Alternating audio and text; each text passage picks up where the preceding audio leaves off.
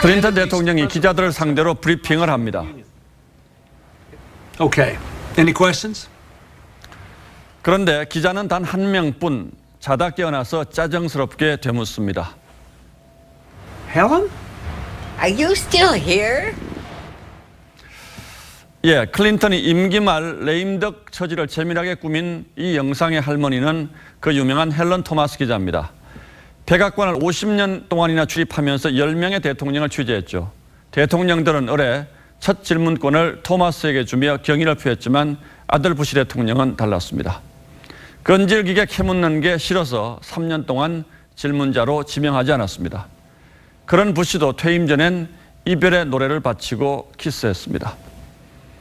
토마스는 90살에 은퇴하면서 10명의 대통령 누구도 언론을 좋아하지 않았다고 회고했습니다. 그래도 트럼프만큼 노골적이지는 않았을 겁니다. 그런 트럼프조차도 법과 제도를 만들어서 취재를 막지는 않았습니다.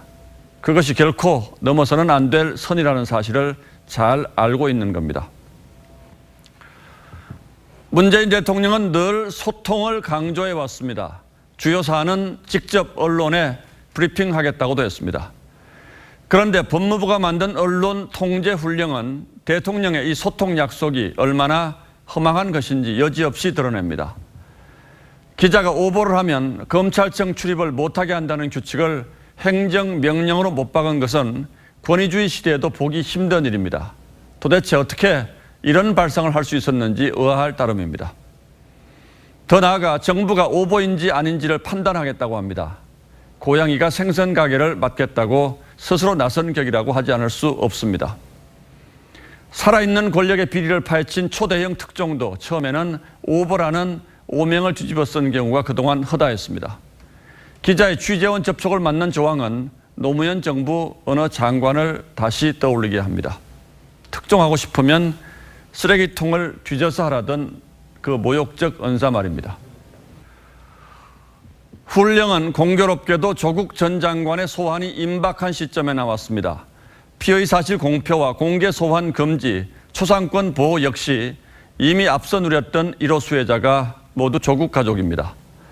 어제 만든 인권수사규칙의 심야조사 압박수사 금지도 마찬가지입니다. 피의자의 불필요한 출석 요구 금지가 눈에 띄는데 때마침 구속 중인 정경심 씨가 2차례나 검찰 소환에 불응했다는 뉴스가 나왔습니다. 법무부의 인권보호 조치들이 졸속이라는 비판을 감수해가며 조국 가족의 수사 일정에 맞춘 듯 발표되고 있는 이 상황을 국민들은 다시 궁금해하고 있습니다.